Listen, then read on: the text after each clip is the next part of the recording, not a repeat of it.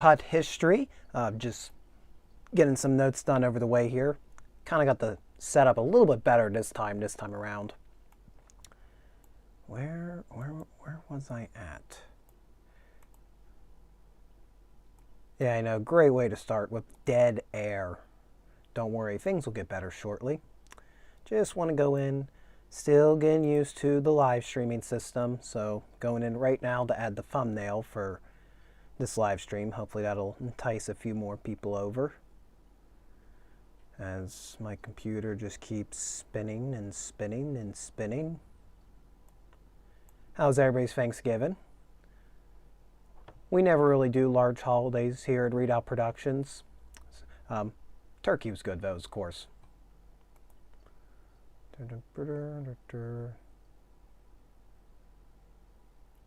See, I thought I would write all these notes in advance before doing the live stream. I had to be right in front of me. And now the computer's moving 1 mile per hour. It's fun.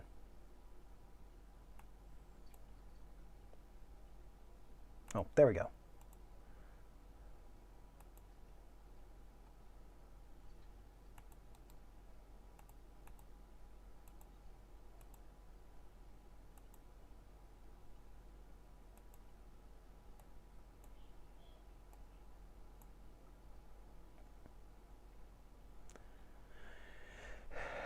That brings me to one of the channel updates. There's 2 videos in production at the moment for the channel, one of which is Construction Paper Battlefield, a new episode of Construction Paper Battlefield. That'll be on St. Clair's defeat. The script is entirely done, just finished it a couple days ago. Still got to get the narration recorded, but the script's done. The other one is the next installment of Pittsburgh Usonia, the Frank Lloyd Wright series about the buildings he designed in western Pennsylvania. But the problem of getting that one done is, and well, with St. Clair's defeat as well, it's going to require a lot of power, a lot of horsepower in a computer, to say the least. And the laptop I was used to edit most of my videos this summer is sitting over here, effectively dead. I still have not fully figured out. Again, I think it's something with the hard drive.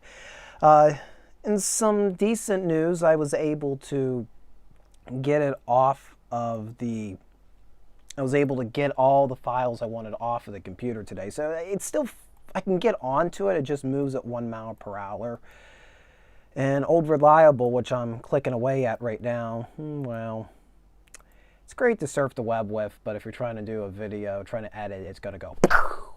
We don't need that happening. Then there'd be no videos on Redoubt Productions. So at the moment, it's good if you're doing like free 5-minute videos. Not good for feature-length presentations. Not good. My years in the public school system and college have taught me how to push iMovies to its fullest, and iMovies don't like it when I push it to its fullest. Where you would have to make like one video, that'd be one layer, then you have to go in, then you have to add in the photos for another layer. Not fun, folks. Not fun at all.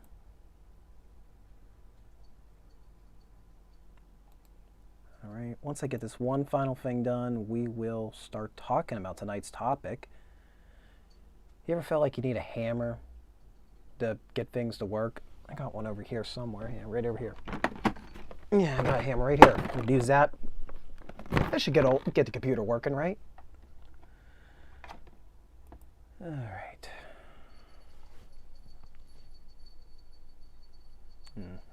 You're hearing the bell on Lily over there.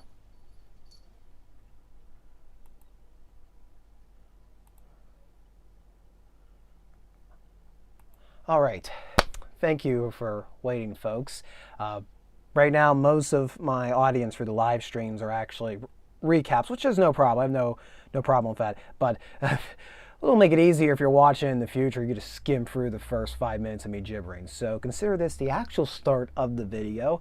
On tonight's main topic, because figure I want to do something festive with Thanksgiving. Now, as a historian, you would expect that I'd be talking American culture of Thanksgiving.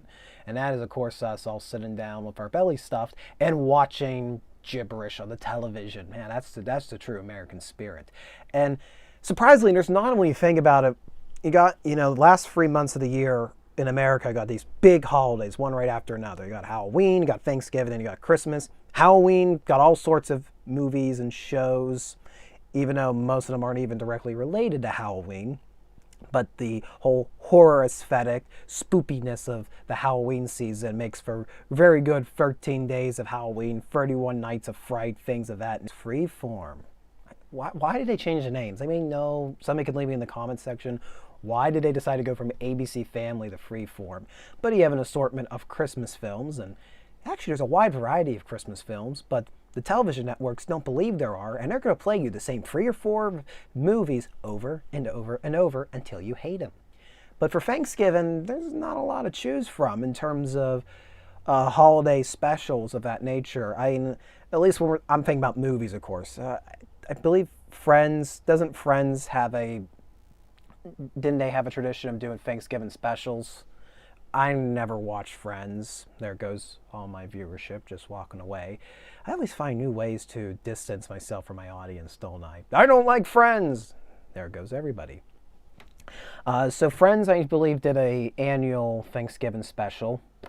Of course, there's the Charlie Brown Thanksgiving. Probably my favorite Charlie Brown special. Then when you have like big movies, well, Plane, Trains, and Automobiles, of course, comes to mind. But beyond that, Home for the Holidays. That one's good. That one's a good one.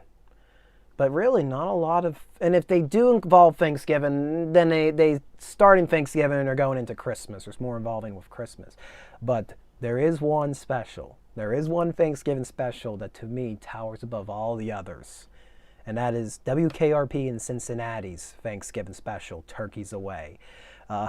Now, for the younger crowd, aka the crowd that's my age, you probably have no idea what WKRP is. Well, that's why you've come to learn about things that happened before our time. And that includes this fantastic, hilarious Thanksgiving special. Now, to understand Turkeys Away, you must understand a bit about the whole show. I've only ever seen the first 2 seasons for Amazon Prime. So, yeah, I'm not a true... I haven't seen all of the sacred texts. But WKRP in Cincinnati is about a struggling radio station. It's been a tough year for me, if you can imagine. So it's about this struggling radio station in Cincinnati, an assortment of characters. Mr. Carlson is the manager of the station. He's kind of out of touch. He's trying to allow newer people involved to shake things up for the format of the studio, although the format involves, really, well, at least for, what was popular rock music of the time, so he's not too enthused with it. Sadly, I believe we lost the actor who played him this year. Let me double check what his name was. Yeah, I know, I'm so unprofessional, but hey, the computer's in front of me. Burper. There, yeah, it's just maybe be better if I just had the cast list in front of me. Yeah, Dr. Johnny Fever.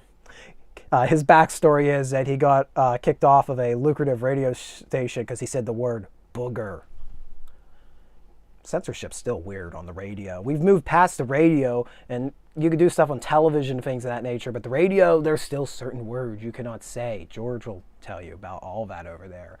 But yeah, I believe, Howard Hessman, real name, why did I say Howard? John R. Caravella, I believe it was, yeah. Yeah, Howard Hessman, a.k.a. John R. Caravella. Oh, what? No, I keep ranting. I believe I'm getting the guy, blah. Anyway, what was I saying? So Howard Hessman, who's the actor for Dr. Johnny Fever, yeah, January 29th, 2022, yeah, he died this year. We're losing so many good faces in media. He's probably the biggest standout, but you also had Venus Flytrap. Oh my God, I'm tongue twisting right now. It's from the turkey. I'm so stuffed. Ate so much. Venus Flytrap, who was played by Tim Reed. Venus Flytrap by Tim Reed. You had the new manager, the new program director, who was Andy Travis, played by Gary Sandy. He also had help from Bailey Quarters, played by Jan Smithers. And then you had the news anchor for WKRP, which was Les Nessman, played by Richard Sanders. More on Les in a bit. Poor Les. Yeah, he had no idea what was about to happen to him. So that's like your main run to cash. You got Mr. Carlson running WKRP. Andy Travis has been brought in to change the format, which is bring it in newer wave of rock music, which Dr. Johnny Fever and Venus Flytrap jump at the opportunity to play on the airwaves. Mr. Carlson doesn't know how to react to it. Les Nessman, who's of the older guard, is a little skittish. He wants to just report direct news. But, hijinks ensue, and that's why it was a comedy show, to see the hijinks to get involved with. The show was created by a Hugh Wilson, and it was created from his experiences working as I think it was like an ad salesman for a real radio station down in Atlanta. It was WQXI. So several of the characters are partly inspired by people he actually interacted with down in Atlanta. One of the inspirations for WKRP became the crux of this episode, Turkeys Away. During a meeting, Hugh Wilson claims he went to breakfast or dinner with one of his former friends in Atlanta, and they just started chatting about things that had happened to them over the years and promotions, all the wild promotions radio stations would come up with to try to drum up viewership. And well, they still do that today in some degree, always weird promotions. And Hugh Wilson was told about an incident that involved, and I kid you not, no Wranglers ready to grab them. Didn't go well. They didn't do the promotion again, to say the least. Now, he got the idea. He thought this was Hugh Wilson, when the gentleman was telling Hugh Wilson at least this story and saying how awful it was, Hugh Wilson returned to him and said, "You just won me an enemy." So Hugh Wilson tweaked the story and made it the basis of Turkeys Away. Now, there is dispute over whatever inspired what was the true inciting incident that led to the creation of the episode. So I just mentioned that Hugh Wilson was talking with here's me being unprofessional again. Let me grab my notes. See, I study. I just don't look like it. It sounds like I'm rambling. Look like a madman in a phone booth, but that's fine. That's fine. So Hugh Wilson claims that he was talking with did I not write the other guy's name? Oh, there he is. With a Jerry Blum. Jerry Blum was working for WQXI, but before he had worked at a Dallas news station. And way back in the 1950s is when Hugh claims Jerry Blum orchestrated this turkey giveaway, this turkey drop in a sense. Now, it gets a little sketchy. Sometimes it's pretty vague on how far the turkeys were plummeted onto the crowd. In other cases, it's pretty specific that it was a helicopter. Now, Jerry's son, Gary Blum, he disputes part of the story. He says that Hugh Wilson exaggerated upon what his father had told him to make it entertaining for television. But he states what Gary says, yes, my father did orchestrate a promotion involving live turkeys in the 1950s in Dallas, Texas. So not in Atlanta, in Dallas, Texas. And that, no, they were not being thrown out of helicopters. That'd be ridiculous. They're being thrown out of the back of a truck. Seems like more of a Texas thing, let's be honest. Then we have another dispute on the origin that Clark Brown, who was an executive at WQXI and another associate of Who did occur in Atlanta, did occur in the 70s, and occurred at a Broadview Plaza, and yes, involved throwing live turkeys out of a helicopter. Again, there's dispute on the origin. They learned their lesson. So Wilson got this idea, added on to it, and it would ultimately become the basis of the 7th episode of WKRP in Cincinnati. Now, when they brought the cast together to read the scripts, Monday at the start of filming, and they're reading through and they're looking through like, what the heck? What is turkeys being thrown out? So to give the cast well, I shouldn't say visual, a, they give them an example of how they should be reacting. The crew brought in for the cast to hear the actual recording of Herbert Morrison's report of the Hindenburg disaster. And that's how Hugh Wilson wanted them to act up, to ham up the horrible turkeys being thrown out of the helicopter. They wanted to be essentially be a parody of the Hindenburg disaster. So Tim Reed, at least in an interview, again, Tim Reed was one of the cast members. He played Venus Flytrap. He does corroborate, yeah, we just sat there and listening and dumbfounded originally that this is what Hugh Wilson wanted, but then started realizing, oh, this would be fantastic. So the staff, what exactly his promotion is. He thinks it's too good. He doesn't want to reveal the surprise. And the episode's about, an average episode of WKRP is about 20 minutes. So the whole episode is just building, what is Mr. Carlson's idea? The only other person that really knows what's happening is his, I guess if you want to say, is Mr. Carlson's assistant. He goes by the name of, again, I have to look up. He goes by the name, my brain's having a fart. Going by the name of Herb. So Herb and Mr. Carlson are the only two people who know any idea of what this promotion is. In the whole scene center, announcing what he has seen before him, cutting back to Andy, Dr. Fever, Flytrap, they're all watched. If you have never seen the WKRP Turkeys Away episode, at the very least, you can find a clip of the actual turkey giveaway. And Les Nessman, who's played by Richard Sanders, he was always a little bit of a naive individual. He's played off as a naive individual, very, very straightforward to the facts, not very full of humor.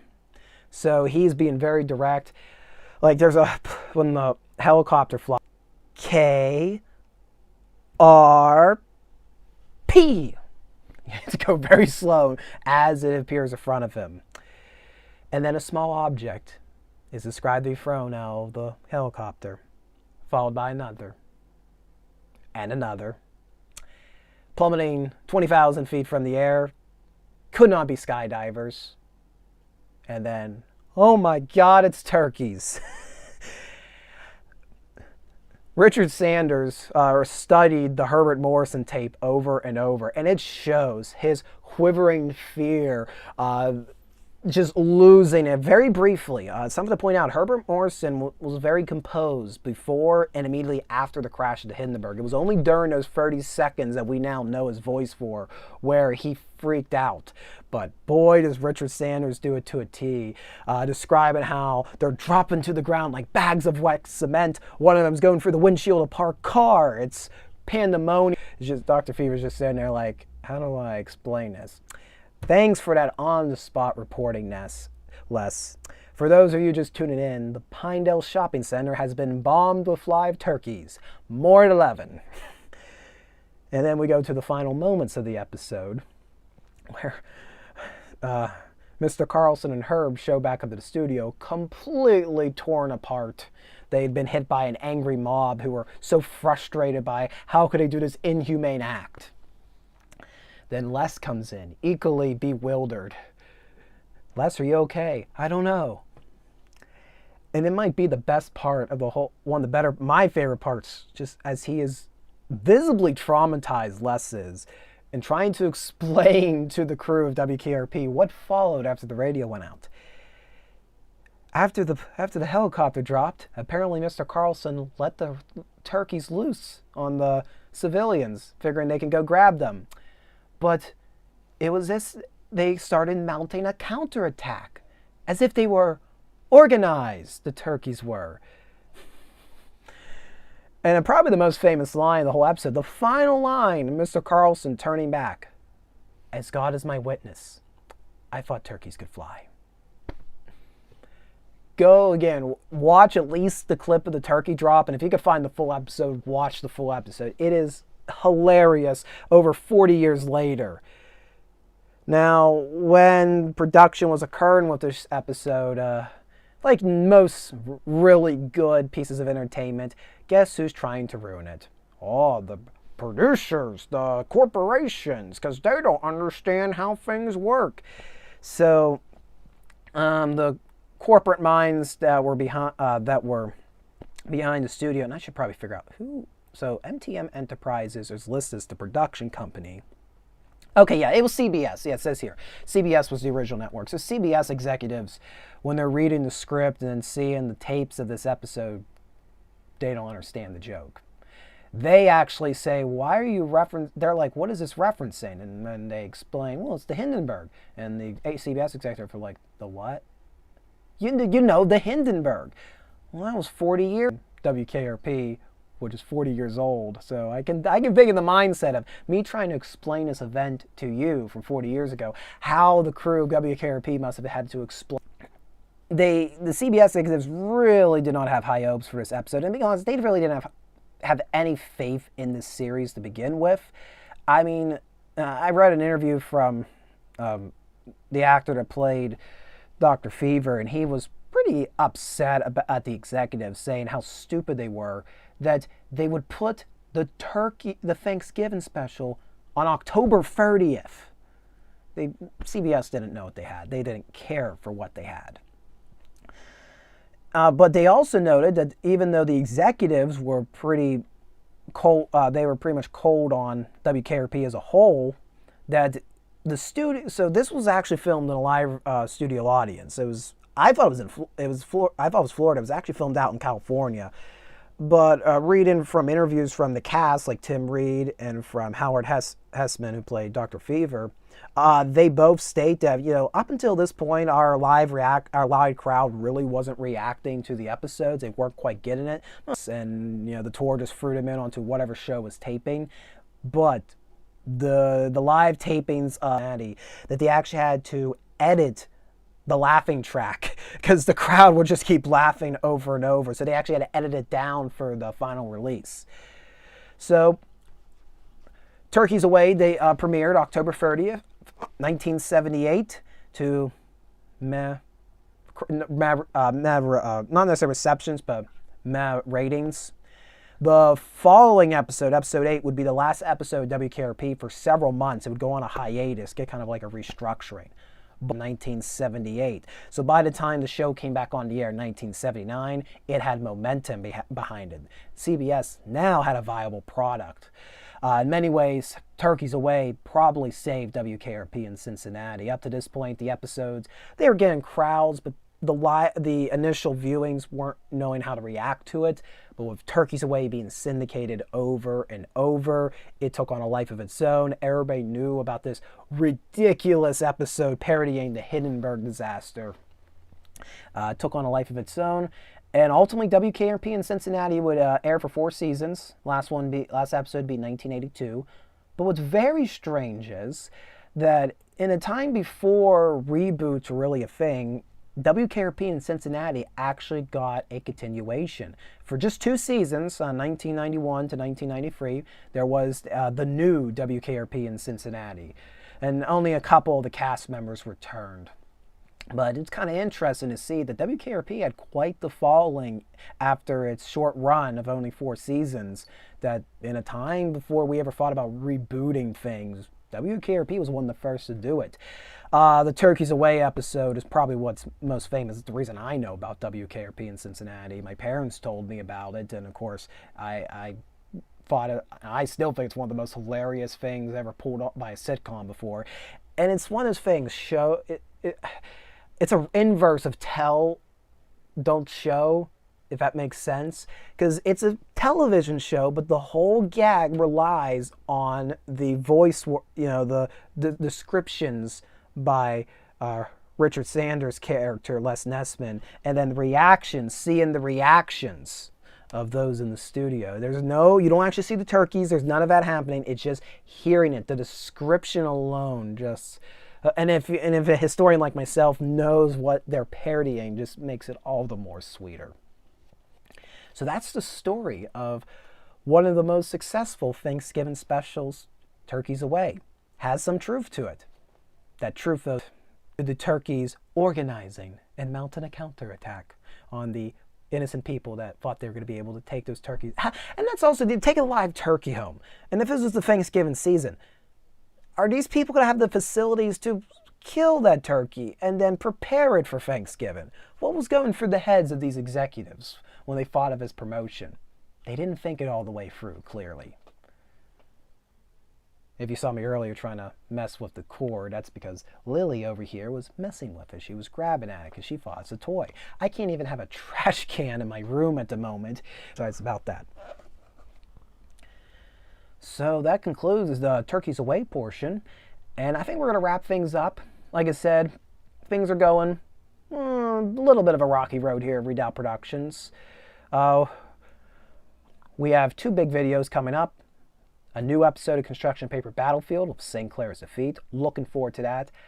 I'm considering actually releasing it in 2 parts because of the difficulty of editing videos I have right now. It probably is best that I edit part 1, get that up on my old reliable computer, get that onto a thumb drive then, and then have a clean slate to work on part 2. Now, you only have so much storage to work with on an iPad and especially an iPhone. Oh, that working on that one. Which one was it? The second, I think it was the second EBT video. That one was rough. I did off the iPhone. May not work on the iPhone again. So we will have a new episode of Construction Paper Battlefield in the works. Probably should be around sometime in December. It comes out, but no promises. Working on part 3 of Pittsburgh Usonia, the Frank Lloyd Wright series, Falling Water, but I want to give the proper, I want to make that, I'm really dedicated to that episode. I want to make it something completely different from prior videos that have been on the channel, something completely new and different. Of course, there will be retracing history videos coming out in the coming weeks. I have a couple plans. I have nothing really set in stone. Of course, December's around the corner, winter, a lot of places are closing, so a lot of retracing history will be more exploring abandoned places, but you never know. I'm thinking about maybe going up to the Jimmy Stewart Museum. It's only about an hour. He was actually from Indiana, Pennsylvania, and they do, I believe, like a It's a Wonderful Life display just for the holiday season, so that would be cool to document. But that may be even less of a retracing history video, more of an artifact highlight video. Patchtown Pieces will be coming back. That's definitely a winter series. We did 3 episodes last year. Well, this year technically, but we'll do 3 more for this winter season. Haven't figured out which ones we're going to do for that yet. But yeah, there's a lot of ideas I have for the channel. Just a lot of it hinges on me getting newer equipment, getting a new computer. And once I get a new computer and stuff, I'll be able to knock out more videos than I've ever been before. So if you like what you saw in this episode of Uncut History, and if you want to support this channel, support my efforts of these explorations of American history, world history, local history, all the sort, be sure to subscribe to Redoubt Productions. Also, be sure to check out a podcast that I'm working on. It's not necessarily history related, but if you like pop culture, if you like comparing different types of media and find similarities in between. We have a podcast, me, a humble collector, and another individual, which is called Heterochrome Media. Heterochrome Media. We are going to be finishing up our series on comparing Glory, the war film about the 54th Massachusetts, with a Japanese animated series called 86. So I definitely appreciate if you want to hear me, I guess, at the very least want to listen to somebody talk about the 54th Massachusetts, go over and check out that podcast. If you want to go the extra mile in support of me, want to get me a cup of coffee in the morning, we do have a Ko-fi page. Links should be in the description below. If not, it's over on the main channel page. So there's a lot of ways to help support here at Redoubt Productions. Hey, thank you guys for tuning in.